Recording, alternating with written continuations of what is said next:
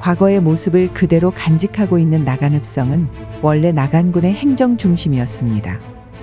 나간군의 영역이었던 벌교는 행정구역이 사라지자 근대 도시로 탈바꿈하게 됩니다.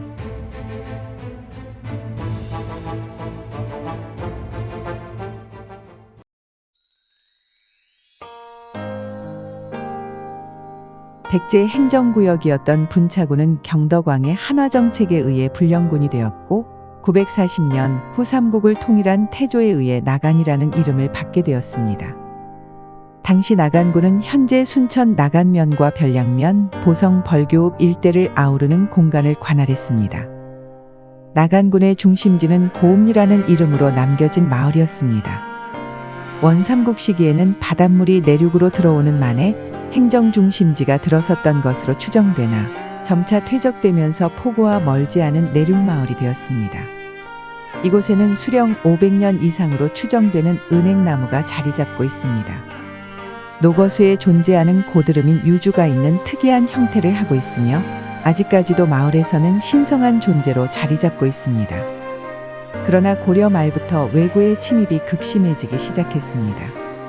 나간군은 해안과 너무 가까웠던 고읍리 대신 내륙으로 행정기능을 이전하기로 합니다. 조선 태종 시기의 토성으로 조성한 것이 나간읍성의 시작이었으며 세종 9년 석축으로 성곽이 건축되면서 나간읍성의 역사가 시작되었습니다.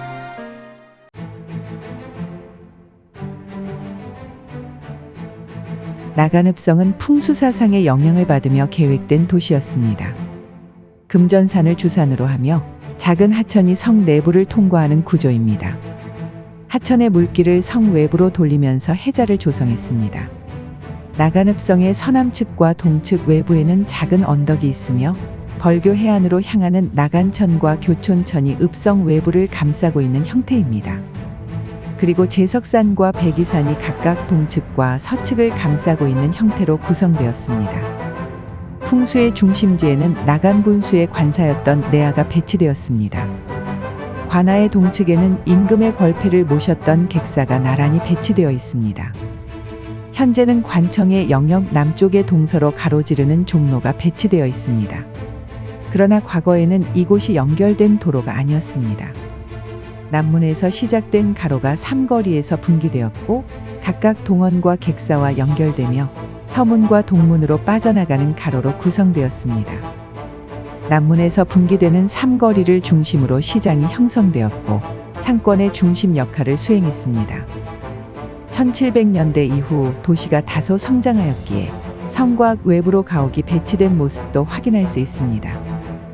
나간읍성은 실제 주민들이 살아가는 삶의 터전입니다. 그리고 정근대 조선의 도시구조를 유추할 수 있는 귀중한 공간이기도 합니다. 나간읍성이 그대로 보존될 수 있었던 것은 행정기능을 하루아침에 상실하면서 도시의 기능을 잃어버렸기 때문이었습니다.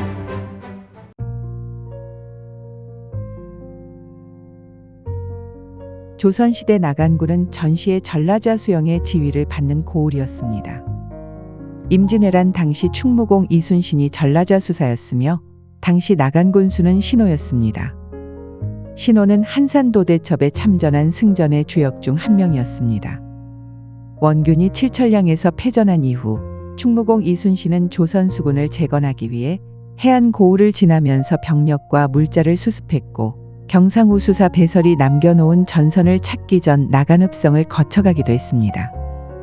이후 나간군 일대는 국가를 수호한 공간이라는 이미지가 형성되었습니다. 그러나 약 270년 뒤 일본은 다시 한반도를 침략했고 강화도 조약 체결 30여 년 후 대한제국의 군대 예산을 포함한 정미칠 조약을 강행했습니다. 전국 곳곳에서 의병 활동이 벌어졌고 해산된 군대가 합류하기도 했습니다. 이때 보성 일대에서 의병을 조직한 안규홍이 벌교 일대를 장악하기 시작했습니다. 벌교에 주둔했던 안규홍은 일본 헌병을 맨주먹으로 때려 죽였다는 일화로 유명해지기 시작했습니다. 안규홍은 1908년부터 약 1년 반 동안 26차례 승리를 거두게 되었고 나간군 전역을 장악하기 시작했습니다. 그러자 일본은 나간군을 폐지시키는 보복을 실행했습니다. 1908년 나간군의 영역은 두 부분으로 분리되었습니다. 그리고 나간읍성이 있는 나간군의 동북쪽은 순천으로, 벌교가 있는 나간군의 서남쪽은 보성의 영역으로 흡수되었습니다. 한순간에 행정구역을 잃은 나간읍성은 도시의 기능을 상실했습니다. 그리고 나간군의 공간구조는 순식간에 변화했습니다. 내륙에 있던 나간읍성 대신 해안가에 위치하며 보성과 고흥, 순천의 길목에 있는 벌교가 성장하기 시작했습니다.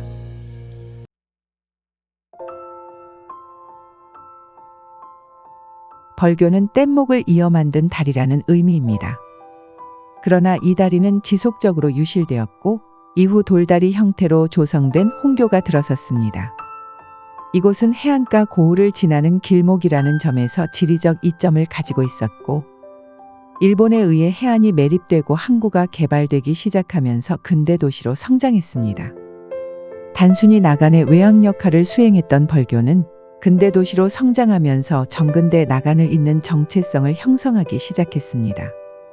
1930년 광주와 여수를 연결하는 광여선 철도가 조성되고 벌교역이 신설되자 도시는 더욱 성장하게 되었습니다. 동부해안에서 순천과 여수로 가는 길목에 위치했기에 많은 자원들이 모이는 공간이 되었고, 일제강점기 당시 착취의 공간이 되었습니다. 지금도 벌교 금융조합 건물이 남아있으며 당시 건축된 보성여관 또한 리모델링을 통해 근대 공간으로 재현하면서 많은 인기를 끌게 되었습니다. 벌교는 해방 이후인 1960년대까지 성장했습니다.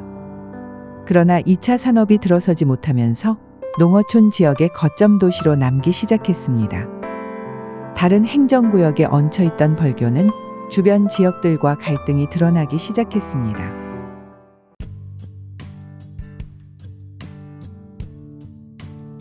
항일운동의 거점이었던 나간군은 일제에 의해 강제로 폐지당하면서 타 행정구역으로 분리되며 흡수되었습니다.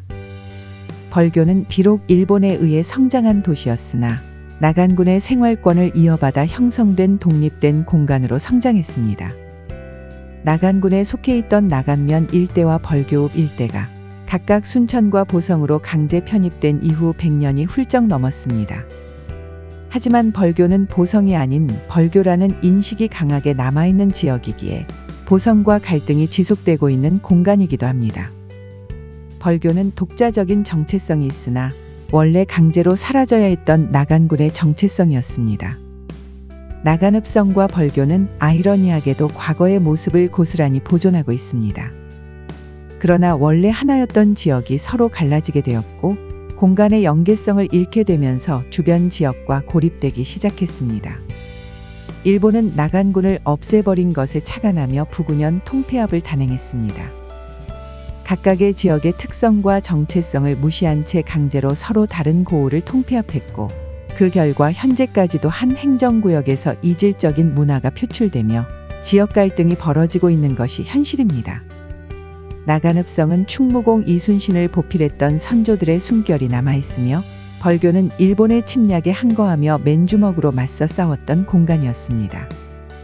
나간군은 지역과 국가의 자주성을 지키려는 호국의 상징이었습니다. 그러나 일본은 이러한 나간군을 없애버렸고 행정구역을 잃은 공간은 점차 그 의미를 잃을 수밖에 없었습니다. 그리고 갈등은 현재까지도 진행되고 있습니다.